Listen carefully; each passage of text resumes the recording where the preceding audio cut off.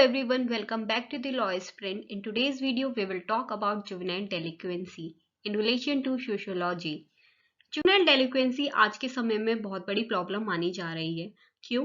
क्योंकि ये एक ऐसा क्राइम है जो कि यंग एज पर्सन्स द्वारा कमिट किया जा रहा है। जो यंगस्टर्स हैं वो हमारी सोसाइटी का, हमारी कंट्री का फ्यूचर हैं, और अगर यंग एज के पर्सन्स ही क्रिमिनल एक्टिविटीज में इन्वॉल्व होने लगेंगे, क्रिमिनल्स बन जाएं, तो ये एक प्रॉब्लमेटिक सिचुएशन है हमारी कंट्री के लिए। जो बड़े बड़े सोशलॉजिस्ट हैं, सोशल वर्कर्स हैं, लॉ पर्सन्स हैं, वो हम अभी से हमारी अटेंशन को सीक करना चाहते हैं इस प्रॉब्लम से रिलेटेड, ताकि हम अभी से इस प्रॉब्लम को कंट्रोल कर सकें और अपने यंगस्टर्स को बचा सकते हैं क्रिमिनल्स बनने से। अब देखते हैं जुवेनाइल का मतलब क्या होता है। जुवेनाइल का मतलब होता है कोई भी ऐसा व्यक्ति जो कि बिलो 18 ईयर ऑफ एज है। एज पर section 2K of juvenile justice act 2000, juvenile और a child means a person who has not completed 18 year of age. यानी कि कोई भी ऐसा व्यक्ति जो कि 18 साल से कम का है, उसे हम जुवेनाइल बोलते हैं। अब देखते हैं डेलिक्वेंसी का मतलब। अगर हम नॉर्मल हिंदी भाषा में देखें, डेलिक्वेंसी का मतलब होता है अपराध, यानी कि क्राइम। अगर कोई भी व्यक्ति अपने normal day to day life cycle, जो भी उसकी सोशल लाइफ है, उससे भटक कर कोई भी कार्य करता है, तो उसे बोला जाता है कि वो डेलिक्वेंसी कॉज कर रहा है, यानी कि वो किसी भी क्रिमिनल एक्ट को कॉज कर रहा है। तो अगर कोई भी ऐसा व्यक्ति जो कि बिलो 18 ईयर ऑफ एज है, वो किसी भी क्रिमिनल एक्ट में इन्वॉल्व हुआ है या क्रिमिनल एक्ट को कर रहा है, तो उसे बोला जाता है जुवेनाइल डेलिक्वेंसी। यानी कि कोई भी ऐसा क्रिमिनल एक्ट किसी भी यंग एज पर्सन द्वारा कमिट हो रहा है जो कि 18 ईयर्स से बिलो है, तो उसे बोलते हैं जुवेनाइल डेलिक्वेंसी। ठीक है, अभी कुछ डेफिनेशन है जुवेनाइल डेलिक्वेंसी से रिलेटेड, आप इसे नोट कर सकते हैं या इस स्क्रीन का स्क्रीनशॉट ले सकते हैं।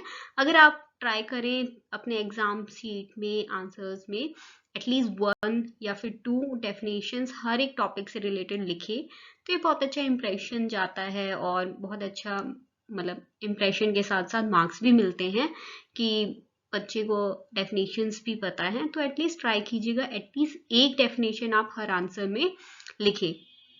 अब हम देखते हैं characteristics of juvenile डेलिक्वेंसी he.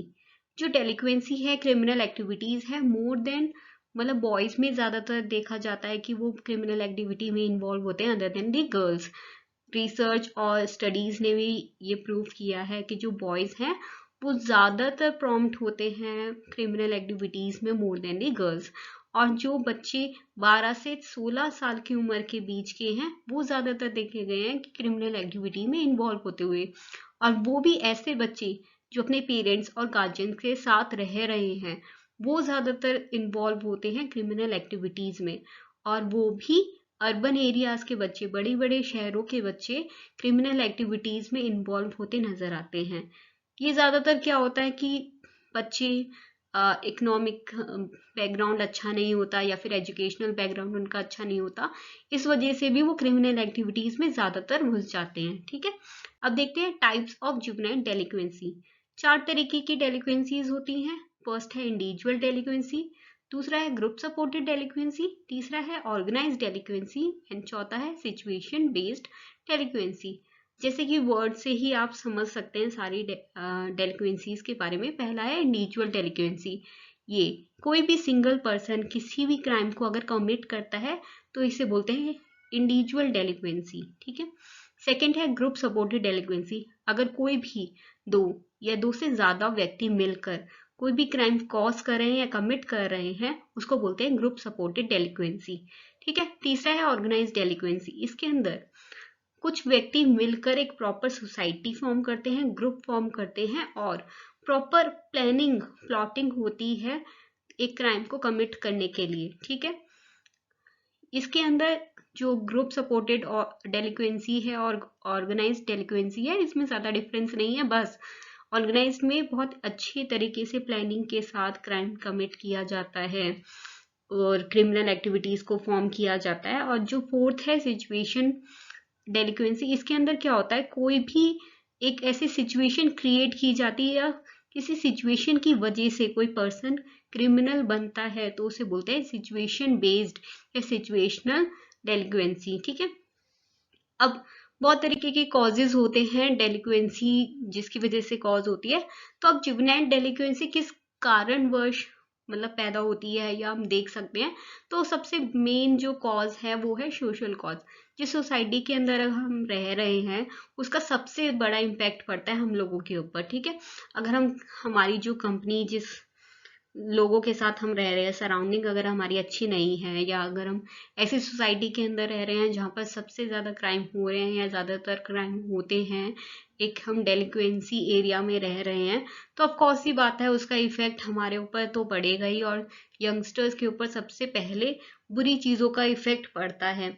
Youngsters ना देखा जाता है कि वो बुरी चीज़ों को ज़्यादा जल्दी अडॉप्ट करते हैं मोर देन अच्छी चीज़ों को। तो ऑफ कोर्स ही बात है, ट्राई कीजिए कि अपने बच्चों को ऐसे एरिया में रखें या फिर ऐसी सोसाइटी के अंदर बिल्ड करें कि जहाँ पर बहुत अच्छा इन्वायरमेंट हो, जहाँ पर कम से कम क्रिमिनल एक्टिविटीज हो, ठीक है। दूसरा है फैमिली एंड पीयर ग्रुप, ठीक है। सबसे उसके बाद मतलब सोसाइटी के बाद ऑफ कोर्स ही बात है, सबसे ज्यादा टाइम बच्चे अपनी फैमिली और फ्रेंड्स के साथ बिताते हैं, स्कूल्स में बिताते हैं, तो उनका इफेक्ट भी बच्चों के ऊपर बहुत ज्यादा देखने के लिए मिलता है। अगर फैमिली का एनवायरनमेंट अच्छा नहीं है या ब्रोकन फैमिली है, फैमिली में टेंशन का माहौल रहता है, या फिर पेरेंटल रिजेक्शन बच्चों को मिलता है। कई बार देखा गया है कि जो पेरेंट्स है ना वो बच्चों को अच्छे से ट्रीट नहीं करते, उनके साथ अच्छा बिहेवियर नहीं रहता। कई बार जो बच्चा वेडलॉक के बाहर पैदा हो रहा है तो उसको एक्सेप्ट ही नहीं करते हैं पेरेंट्स, तो उसकी वजह से भी बच्चा ना मतलब सेपरेट रहता है अपनी फैमिली से, अपने फ्रेंड सर्कल से अलग ही रहता है। बच्चों को मतलब कुछ बच्चों को होता है ना कि फ्रेंड सर्कल्स बहुत मैटर करता है। वो आजकल बच्चे बहुत ज्यादा अपने आप को एडवांस दिखाने के लिए गलत कंपनी में भी, मतलब गलत बैड कंपनी में भी इन्वॉल्व होते हैं ज्यादातर, ठीक है। अगर फैमिली की इकोनॉमिक सिचुएशन अच्छी नहीं है तो उसकी वजह से भी बच्चे ज्यादातर क्रिमिनल एक्टिविटी में इन्वॉल्व होते हुए नजर आते हैं, ठीक है। अब जो तीसरा फैक्टर है वो है साइकोलॉजिकल कॉज या फिर साइकोलॉजिकल फैक्टर। अगर किसी बच्चे की मेंटल हेल्थ अच्छी नहीं है, या फिर उसका मतलब उसकी दिमाग में बहुत पीयर प्रेशर रहता है, फियर है उसके पास, उसके दिमाग में कि मैं सोसाइटी में एडजस्ट नहीं हो पा रहा हूँ, या फिर सोसाइटी मुझे एक्सेप्ट नहीं कर रही है, लैक ऑफ सेल्फ कंट्रोल है किसी बच्चे के ऊपर, या फिर उसके अंदर बहुत सारे इमोशनल कन्फ्लिक्ट चलते रहते हैं। जैसे कि अगर, जैसे अभी अभी हमने बात की पेरेंटल रिजेक्शन, अगर कोई भी बच्चा है उसे पेरेंट का अच्छे से अटेंशन नहीं मिल रहा है या फिर सपोर्ट नहीं मिल रहा है और उसके पेरेंट्स उसे एक्सेप्ट ही नहीं करे, तो ऑफकोर्स ही बात है वो बच्चे ज्यादातर इमोशनली कन्फ्लिक्टेड रहते हैं, अंदर से वो टूटे टूटे रहते हैं और वो सोसाइटी से अलग ही चलते हैं। और वो कहीं ना कहीं जब ऑफकोर्स ही बात है अपने एक अच्छे इन्वायरमेंट में नहीं है तो वो कहीं ना कहीं गलत राह पर भटकते हैं, ठीक है। उसकी वजह से वो कहीं ना कहीं क्राइम कॉज करते हैं या क्रिमिनल एक्टिविटीज में इन्वॉल्व होने लगते हैं, उन्हें इनसिक्योरिटी की फीलिंग्स होने लगती हैं बच्चों में। तो इसकी वजह से भी ना बच्चे क्रिमिनल एक्टिविटीज में इन्वॉल्व होते हैं, वो क्राइम कॉज करते हैं, ठीक है। फोर्थ है बायोलॉजिकल कॉज। अगर कोई भी बच्चा एबनॉर्मल है या फिर इनकेपेबल है, या वो सेक्स को जल्दी ही एक्सपीरियंस करता है, या वो फिजिकली इस कंडीशन में नहीं है, तो उसको लेफ्ट आउट फील होता है कई बार सोसाइटी से, तो वो ना कहीं उनके दिमाग में फिर खुराफाती चलती है। उन्हें ये लगता है कि हमें तो सोसाइटी एक्सेप्ट नहीं करती, हम लोग बायोलॉजिकली फिजिकली कैपेबल ही नहीं है सोसाइटी के लिए। और ज्यादातर क्या होता है कि वो लोग मेंटली ऐसे बन जाते हैं कि वो क्रिमिनल एक्टिविटीज को ज्यादा मतलब मान्यता देते हैं, या फिर वो बच्चों को ज्यादातर क्या होता है वो जो स्क्रीन पे देख रहे हैं या वो जो भी सीख रहे हैं सोसाइटी में, वो ज्यादातर इफेक्ट करता है उन बच्चों पे। और ज्यादातर बच्चे किसी भी बुरी चीज को जल्दी अडॉप्ट करते हैं अदर देन की अच्छी चीजों को। सो अगर हम उनकी बायोलॉजिकल कंडीशन अगर ऐसी है, हम बच्चों का मजाक उड़ा रहे हैं, कई बार होता है कि स्कूल्स में जो बच्चों को बुली किया जाता है तो वो बच्चे कहीं ना कहीं मेंटली डिप्रेस्ड हो जाते हैं, सप्रेस्ड हो जाते हैं, और फिर वो कहीं ना कहीं क्रिमिनल एक्टिविटीज में इन्वॉल्व होने लगते हैं, ठीक है। ऐसा देखा गया है, ठीक है। इकोनॉमिक कॉजेस, कोई भी अगर व्यक्ति अच्छी फैमिली का नहीं, मतलब इकोनॉमिकली बैकग्राउंड अच्छा नहीं है उसका, या पॉवर्टी लाइन से बिलो करता है, या कोई बैगर है, तो उनमें भी ये देखा गया है कि वो बच्चे क्रिमिनल एक्टिविटीज में इन्वॉल्व हो जाते हैं। और मैं अगर 6th पॉइंट जोड़ना चाहूँ तो एक होता है एजुकेशनल कॉज। अगर किसी भी बच्चे को अच्छे से एजुकेशन नहीं मिल पा रहा है तो वो बच्चा भी कहीं ना कहीं क्रिमिनल एक्टिविटी में इन्वॉल्व होता है। अगर अच्छे से बच्चे का बेस ही नहीं बनेगा, एजुकेशन अच्छी नहीं होगी, तो भी बच्चे कहीं ना कहीं क्राइम कॉज कर सकते हैं, क्रिमिनल एक्टिविटी में इन्वॉल्व हो सकते हैं। ठीक है, अब क्या प्रिवेंटिव मेजर्स हमें लेना चाहिए ताकि हम एक सोसाइटी में ऐसी डेलिक्वेंसीज को कम से कम कर सकें, क्रिमिनल एक्टिविटीज को कम कर सकें। पहला है, हम प्राइवेट और पब्लिक एजेंसीज को प्रिवेंटिव वर्क मतलब फॉर्म करें, इंस्पायर करें हम बच्चों को कि आप अच्छे बैकग्राउंड्स में, अच्छे सराउंडिंग्स में रहें, अच्छे लोगों से बात करें, हम सोशल इन्वायरमेंट अच्छा बिल्ड करें। जैसे स्लम्स एरिया है वहाँ ग्लैम्बलिंग सेंटर्स होता है, वहाँ से बच्चों को प्रिवेंट करें। ठीक है, और मूव करें कि बच्चों को अच्छे हेल्दी इन्वायरमेंट में, ठीक है, फैमिलीज को भी हमें एजुकेट करना चाहिए कि पेरेंट्स को ना प्रॉपर तरीके से एजुकेशन मिलना चाहिए, और पेरेंटिंग पर ना बातें होनी चाहिए कि बच्चों को एक प्रॉपर अटेंशन कैसे दी जाए, अपने यंगस्टर्स के साथ कैसे ट्रीट करें पेरेंट्स, और उन्हें प्रॉपर टाइम दे ताकि बच्चों को लेफ्ट आउट फील ना हो।